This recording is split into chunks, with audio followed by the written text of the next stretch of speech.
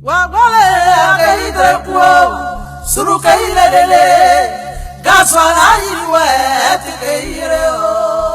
avoir foi en ce qu'on fait. Moi, j'ai une foi en l'Afrique. C'est tout. Et je fais ce qui me semble bon pour l'Afrique. C'est ça que je fais. Le reste, c'est pas important. J'ai dit souvent à mes collaborateurs que celui qui veut être riche, il ne faut pas qu'il vienne faire la politique. Si quelqu'un fait la politique et qu'il devient riche, c'est qu'il est voleur. La politique n'est pas là pour enrichir les gens. En politique, on te donne les moyens pour que tu vives correctement, mais il y a un travail à faire. Si celui qui veut être riche, il fait des affaires. Il ne devient pas professeur, il ne devient pas journaliste, il ne devient pas caméraman, il ne devient pas homme politique. C'est pas des métiers où on devient riche, ça. C'est pas des métiers où on devient riche. Ça, c'est la première leçon que je voulais tirer. La deuxième leçon, c'est que tu peux partir de zéro et tu peux arriver au sommet, pourvu que tu saches dès le départ où tu veux aller et que tu prennes les moyens pour arriver où tu veux arriver. Je me rappelle toujours d'une discussion que j'avais avec mes amis au lycée classique. On était un certain nombre qui voulions devenir président. Chacun dit va devenir président. Et il y en a un qui m'a dit, moi je vais d'abord faire les affaires, parce que sans argent on ne peut pas faire la politique, on ne peut pas devenir président. Et je lui ai dit, moi, c'est parce que je ne vais pas faire les affaires, que je vais être pauvre, que je vais avoir les mains propres et que je vais devenir président. Aujourd'hui, mon ami, il a eu beaucoup d'argent, effectivement. Il a beaucoup d'argent, mais il n'est jamais devenu président. Il n'a jamais même été candidat. Voilà, il n'a jamais été candidat. C'est-à-dire qu'il faut savoir ce que tu veux longtemps à l'avance. C'est-à-dire qu'il ne faut pas découvrir les situations de façon opportuniste. Il faut savoir ce que tu veux être, ce que tu veux faire. Et tu te traces ta ligne de conduite. Donc tout ce que tu fais dans la vie, moi j'ai fait histoire pour devenir président. Sinon, la bourse qu'on m'a donnée pour aller en France, c'était pour faire professeur de latin et grec.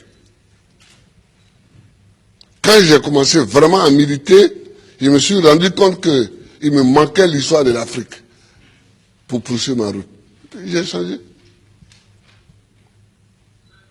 J'ai changé.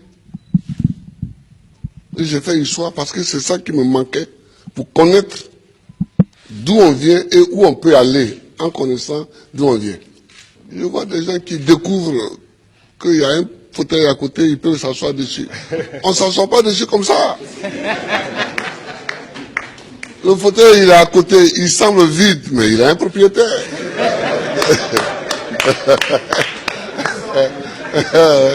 Il a un propriétaire. C'est quand tu veux t'asseoir dessus que tu te rends compte qu'il a un propriétaire. Et le propriétaire, il faut savoir que le propriétaire du fauteuil présidentiel, c'est le peuple. Il faut toujours savoir ça, que c'est le peuple. Tu as beau être ce que tu es, si tu ne sais pas que c'est le peuple,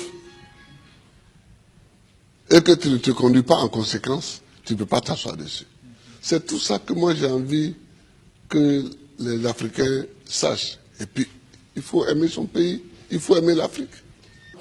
Le président Laurent Gbagbo a aussi donné le sens de son combat pour l'émancipation et la dignité des Africains qui ont aussi droit, selon lui, à vivre heureux dans leur pays, qui regorge des richesses inestimables. L'Afrique est une terre qui a subi tellement d'épreuves. Je ne sais pas si dans le monde, il y en a qui ont subi autant d'épreuves que nous. Les Juifs aussi ont subi beaucoup d'épreuves.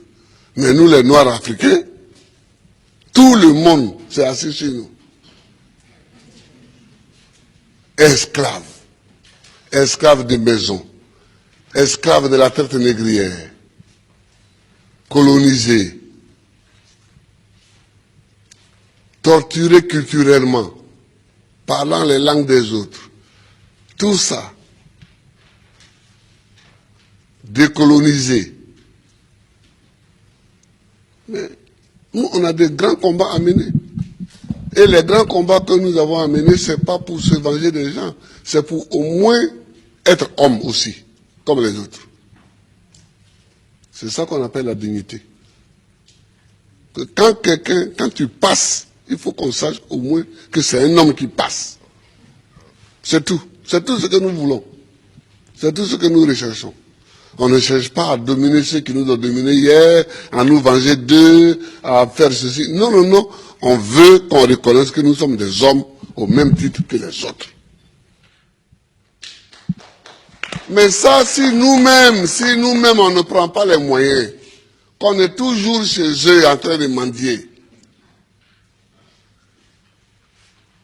et que les gens, même, tu vas mettre l'argent chez eux en achetant les bâtiments, et puis eux-mêmes, ils te dénoncent. Que voilà un voleur. Comment? Je vous amène l'argent, vous me dénoncez. Mais je vous amènerai rien. Ah oui, moi quand je vois des chefs d'État africains qui sont dénoncés en Europe, parce qu'ils ont investi en Europe, ça me fait pitié pour l'Afrique. Ça me fait pitié pour l'Afrique. Ça me fait pitié pour l'Afrique. Non, oh, il ne faut pas faire pitié. Il ne faut pas faire pitié. Quand tu passes, il faut qu'on dise que voilà un homme qui passe. C'est tout ce que nous cherchons aujourd'hui, c'est notre combat. Ça. Moi qui suis ici, je ne passe pas les vacances en Europe. Mais est-ce que je ne suis pas président? Je suis président.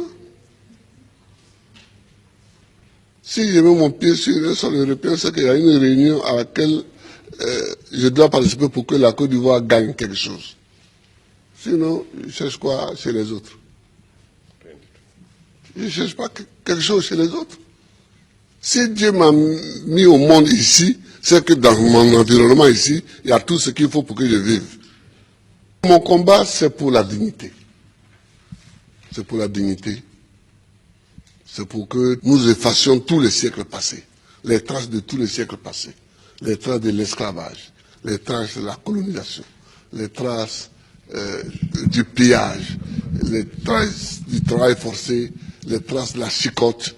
C'est pour qu'on efface tout ça.